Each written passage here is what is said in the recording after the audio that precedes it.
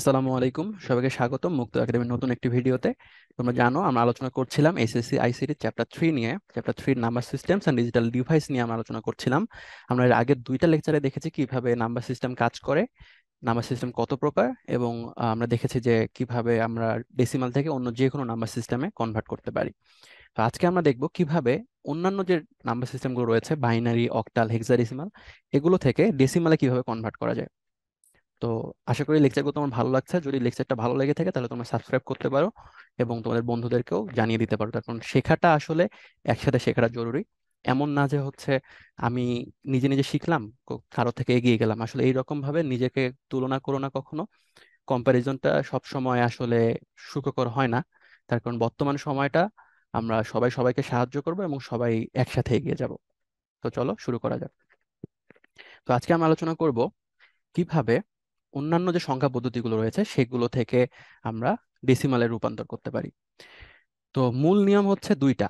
পূর্ণাংশের জন্য আমরা কি করব, পূর্ণাংশের জন্য আসলে যে সিগনিফিকেন্ট বিটগুলো রয়েছে, লিস্ট সিগনিফিকেন্ট বিট থেকে মোস্ট সিগনিফিকেন্ট বিট পর্যন্ত, অর্থাৎ সবার ডান থেকে সবার বাম পর্যন্ত, সবার ডান থেকে, দেখো সবার ডান যেটা বলছি, হ্যাঁ, সবার ডান থেকে বাম পর্যন্ত আমরা ওই সংখ্যার বেজের পাওয়ার দিয়ে গুণ করব। ওই সংখ্যার বেজের পাওয়ার দিয়ে গুণ করব কিভাবে? ধরা যাক এইটা একটা সংখ্যা পদ্ধতি, এইটা হচ্ছে আমাদের 101। এইটা আছে কোন সংখ্যা পদ্ধতিতে আছে? তোমরা সবাই জানো এটা হচ্ছে বাইনারিতে আছে। তো বাইনারি থেকে যদি আমরা ডেসিমালে কনভার্ট করতে চাই তাহলে কি করব? এইটার এই যে আমাদের লিস্ট সিগনিফিকেন্ট বিটটা আছে, লিস্ট সিগনিফিকেন্ট বিট কোনটা? সবার ডানেরটা। এইটাকে প্রথমটার জন্য আমরা এই যে দেখো 2 টু দি পাওয়ার n দিয়ে গুণ করবো। বাইনারির জন্য 2 টু দি পাওয়ার n, তারপর হচ্ছে অক্টালের জন্য 8 টু দি পাওয়ার n, আর n এর মান শুরু হবে কোথা থেকে? 0 থেকে। হ্যাঁ, তাহলে এই যে বামের যে সবার লিস্ট সিগনিফিকেন্ট বিট, এটার জন্য আমরা এর সাথে গুণ দিব 2 টু দি পাওয়ার 0। তারপর এই 0 পর্যায়ক্রমে দেখো, 0-র সাথে গুণ দেবো 2 two the power n, n এর মান তখন 1 বাড়বে, n এর মান কত হবে? 0 থেকে 1 হয়ে যাবে। তারপর 1-এর জন্য n এর মান কত হবে? n এর মান হবে 2। ঠিক আছে, এভাবে যদি আমরা গুণ করে গুণফলগুলো যোগ করি তাহলে আমরা পাবো আমাদের ডেসিমাল সংখ্যাটা। হ্যাঁ, তাহলে দেখো কত পাচ্ছি? 4, এটা 0, এইটা হচ্ছে 1। তাহলে এই যে 101 এইটা হচ্ছে বাইনারিতে, এবং ডেসিমালে কত? তাহলে ডেসিমালে আমরা পাচ্ছি 5। তাহলে 5-এর ইকুইভ্যালেন্ট যে নাম্বারটা বাইনারিতে সেটা হচ্ছে 101। আশা করি বুঝতে পেরেছো। এভাবে আমরা কাজটা করব। এটা হচ্ছে পূর্ণাংশের ক্ষেত্রে। ভগ্নাংশের ক্ষেত্রে কি করব? দেখো এই যে আমরা এই দুইটা ধাপ অনুসরণ করলে পূর্ণাংশের ক্ষেত্রে করতে পারি, এবং ভগ্নাংশের ক্ষেত্রে তাহলে কি করব? এবং এটা একটা সাধারণ নিয়ম, আমি যদি এটা মুছে দেই তোমরা এই সাধারণ নিয়মটা নোট করে ফেলতে পারো। এই তিনটা ধাপ অনুসরণ করলে আমরা এই যে গুণফলগুলো আমি দেখিয়েছি, গুণফলটা শুরু হবে কত? এই বেজের সাথে আমরা সবসময় গুণ করব। বেজের পাওয়ার শুরু হবে 0 থেকে, 0 থেকে শুরু হয়েছে, তারপর 1, তারপর 2, এভাবে আমাদের মোস্ট সিগনিফিকেন্ট বিট পর্যন্ত চলতে থাকবে। আর সবগুলো যদি যোগ করি তাহলে পূর্ণাংশ সংখ্যাটা পেয়ে যাব। আশা করি এই তিনটা ধাপ তোমরা মনে রাখতে পারবে এবং তোমরা লিখে ফেলতে পারো। এর পরবর্তী ধাপে আমরা দেখি ভগ্নাংশের ক্ষেত্রে কি করব। ভগ্নাংশের ক্ষেত্রে মোস্ট সিগনিফিকেন্ট বিট কোনটা হয়? তোমরা জানো ভগ্নাংশের ক্ষেত্রে মোস্ট সিগনিফিকেন্ট বিট কোনটা হয়। আমরা যদি তোমাকে দেখাই যে এইটা, এইটা যদি একটা সংখ্যা হয়, ধরো 0.56, হুম, এইটা মোস্ট সিগনিফিকেন্ট বিট হচ্ছে এইটা। ভগ্নাংশের জন্য মোস্ট সিগনিফিকেন্ট বিট হচ্ছে এইটা। তারপর এটা হচ্ছে লিস্ট সিগনিফিকেন্ট বিট, 6 হচ্ছে লিস্ট সিগনিফিকেন্ট বিট, 5 হচ্ছে মোস্ট সিগনিফিকেন্ট বিট। তাহলে এখন আমাদের এই এমএসবি থেকে শুরু করতে হবে এবং গুণ দিতে হবে কত দিয়ে? আমাদের যে বেসটা রয়েছে, বেজের উপর পাওয়ার দিয়ে গুণ দিতে হবে, সেই পাওয়ারটা হবে -n। হ্যাঁ, এখন আমাদের মাইনাস পাওয়ার হিসেবে গুণ দিতে হবে, এবং n এর মান শুরু হবে 1 থেকে, 1, 2, 3 এভাবে শুরু হবে। হ্যাঁ, যেমন ধরা যাক আমরা এটা যদি চিন্তা করি 0.111, এটাকে যদি আমাদের বাইনারি থেকে, যেহেতু বাইনারি আছে, বাইনারি থেকে আমাদের যদি ডেসিমালে কনভার্ট করতে হয় তো কি করব আমরা? এইটা হচ্ছে এমএসবি, এই একটা হচ্ছে এমএসবি এবং এই একটা হচ্ছে আসলে আমাদের এলএসবি।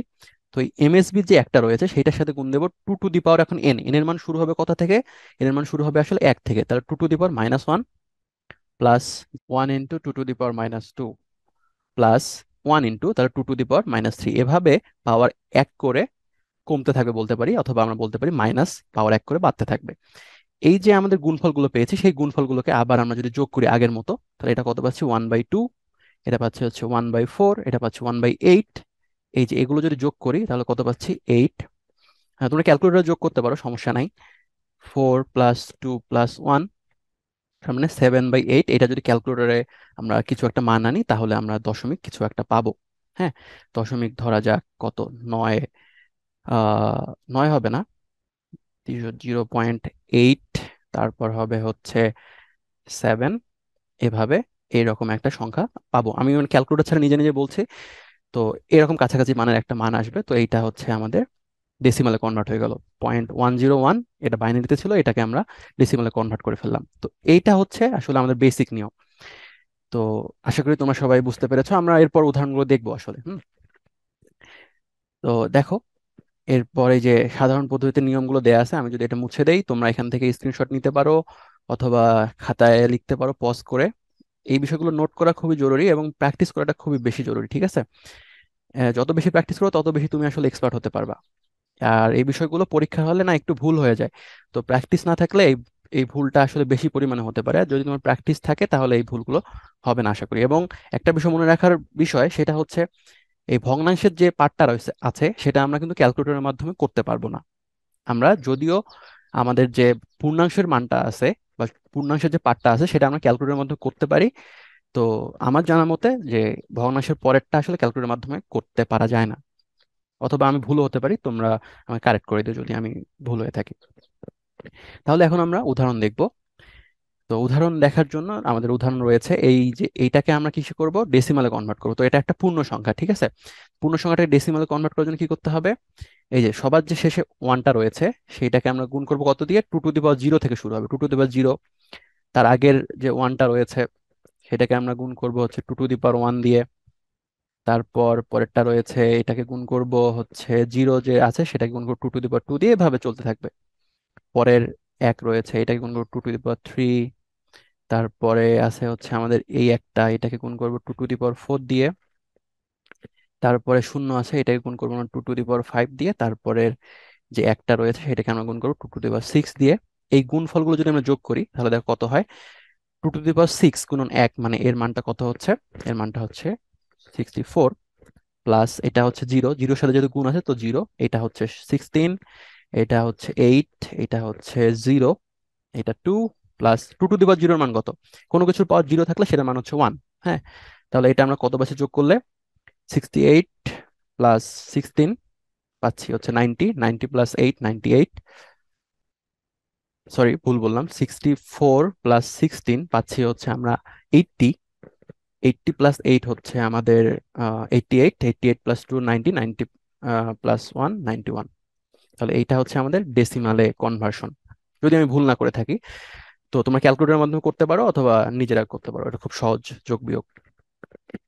তো এখন আমরা পরবর্তী উদাহরণটাতে চলে যাই। এখন হচ্ছে অক্টাল থেকে ডেসিমালে যদি কনভার্ট করি, একই নিয়ম। 352 রয়েছে, এটাকে আমাদের অক্টালে রয়েছে, এটাকে ডেসিমালে কনভার্ট করতে হবে। তো তাহলে কি করব, সবার শেষে যেটা রয়েছে 2, এটাকে গুণ দেবো 8 টু দি পাওয়ার 0 থেকে। আর বেজের পাওয়ার প্রথমে 0 থেকে শুরু হবে, আগে বাইনারির জন্য 2 টু দি পাওয়ার 0 থেকে শুরু করছে, এখন অক্টালের জন্য 8 টু দি পাওয়ার 0 থেকে শুরু হবে। তারপর 5 এর জন্য 8 টু দি পাওয়ার 1, তারপর 3 এর জন্য 8 টু দি পাওয়ার 2। এগুলো আমরা যোগ করব, ঠিক আছে? তো যোগ করলে কত পাচ্ছি, 3 ইন্টু 64 প্লাস 5 ইন্টু 8 মানে 40, প্লাস 2 ইন্টু, আসলে 8 টু দি পাওয়ার 0 মানে 1, তাহলে এটা হচ্ছে 1। তাহলে কত পাচ্ছি, 12 হাতে হচ্ছে 1, 192 প্লাস 41, তাহলে কত পাচ্ছি আমরা, 332 হ্যাঁ, এইটা হচ্ছে তাহলে ডেসিমালে রূপান্তর করা। তাহলে আমরা অক্টাল থেকে এইটার ইকুইভ্যালেন্ট যে ডেসিমাল নাম্বারটা হবে সেটা হবে 233। আশা করি তোমরা সবাই বুঝতে পেরেছো।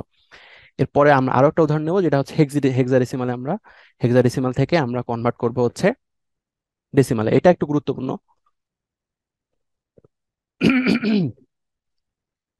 আমাদের এই উদাহরণটা একটু গুরুত্বপূর্ণ। এই উদাহরণে আমরা হেক্সাডেসিমাল থেকে ডেসিমালে কনভার্ট করব। কেন গুরুত্বপূর্ণ দেখো, এখন এখানে এ আর ই আছে। তো খুব সহজ, আগের মতোই। হ্যাঁ, তো এই 19, এটাকে যদি আমরা কনভার্ট করতে চাই, এর সমতুল যে সংখ্যাটা সেটা কত, সেটা হচ্ছে 10। ই এর সমতুল যেটা সেটা হচ্ছে 14। তাহলে এখন আমরা যখন গুণ দিব, ধরো এ থাকলো, ই থাকলো, তারপর হচ্ছে 1 আর হচ্ছে 9। তো 9কে আমরা গুণ দিব 16, এর বেস হচ্ছে 16, 16 টু দি পাওয়ার 0 দিয়ে। 1কে গুণ দেবো 16 টু দি পাওয়ার 1 দিয়ে।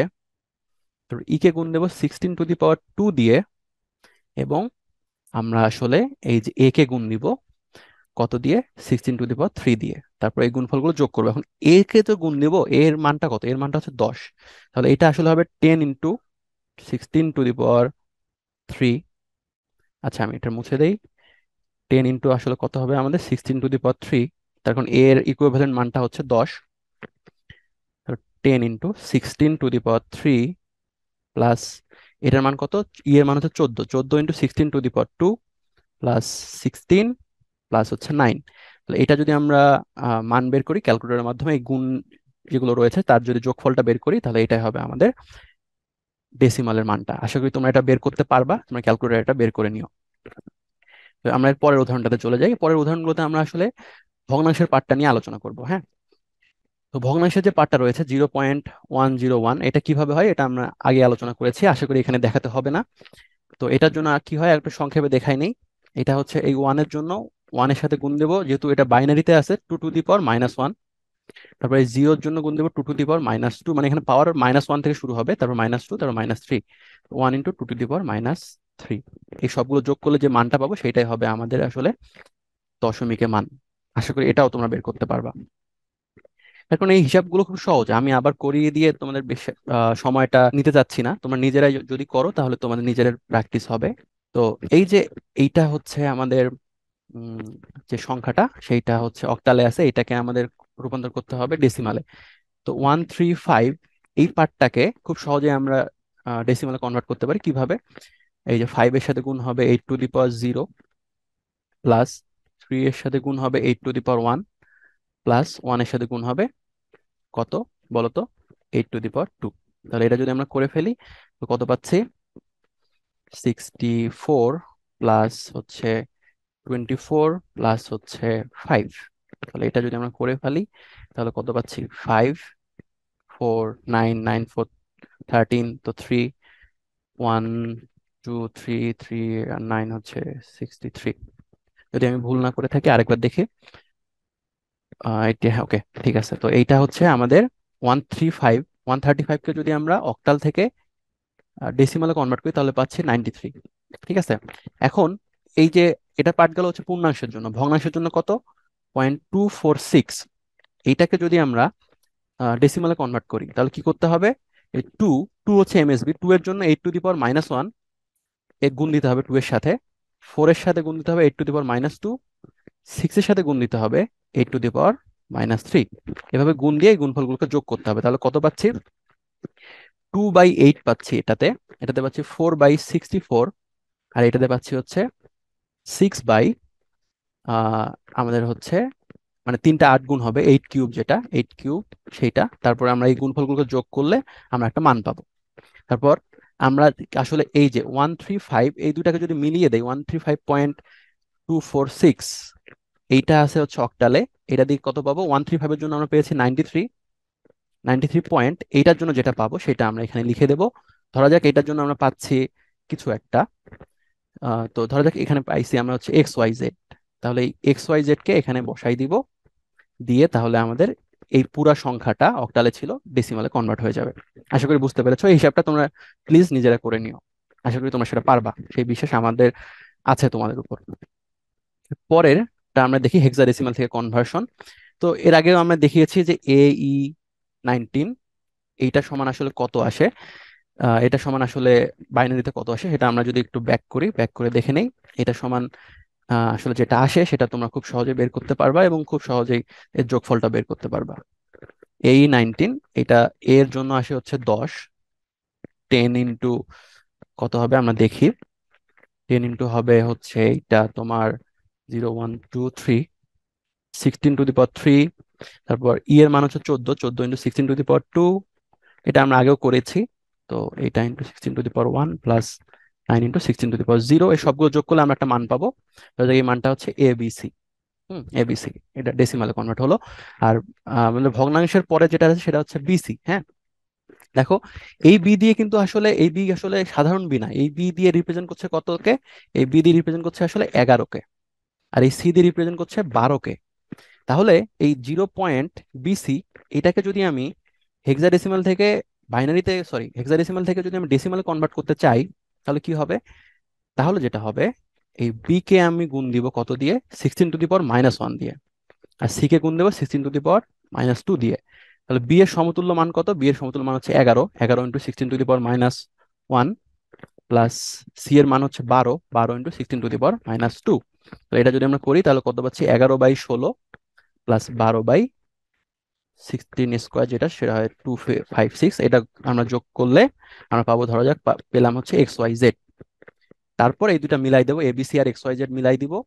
তার মানে কি হচ্ছে, আমাদের আমাদের যে AE19.BC আছে, সেটাকে যদি আমরা লিখতে চাই ডেসিমালে, হেক্সাডেসিমাল থেকে ডেসিমালে যদি লিখতে চাই তাহলে কত পাচ্ছি, এই যে পূর্ণাংশের জন্য ধরো আমি পেয়েছি হচ্ছে এবিসি, এবিসি লিখলাম পয়েন্ট, দশমিকের জন্য আমি পাইছি হচ্ছে XYZ, তো পয়েন্ট XYZ লিখলাম। তারপরে এটা হচ্ছে 10 ভিত্তিক সংখ্যা পদ্ধতিতে। এই তো আমরা করে ফেললাম আমাদের অনেকগুলো ম্যাথ, অনেকগুলো প্র্যাকটিস। এই প্র্যাকটিসগুলো তোমাদের নিজে করতে হবে, বইয়ে আরো অনেকগুলো প্র্যাকটিস আছে, সেই সবগুলো তোমাকে করতে হবে। এবং এভাবে তুমি ধীরে ধীরে নিজেকে আসলে ডেভেলপ করতে পারবা এবং এখানে আসলে তুমি এক্সপার্ট হয়ে যেতে পারবা। তো আশা করি ভিডিওটা তোমাদের ভালো লেগেছে। তো আজকে এই পর্যন্ত, এর পরবর্তী লেকচারে আমরা আরো বিভিন্ন বিষয় নিয়ে আলোচনা করার চেষ্টা করব। আজকে এই পর্যন্তই, ভালো থাকো, সুস্থ থাকো। আসসালামু আলাইকুম।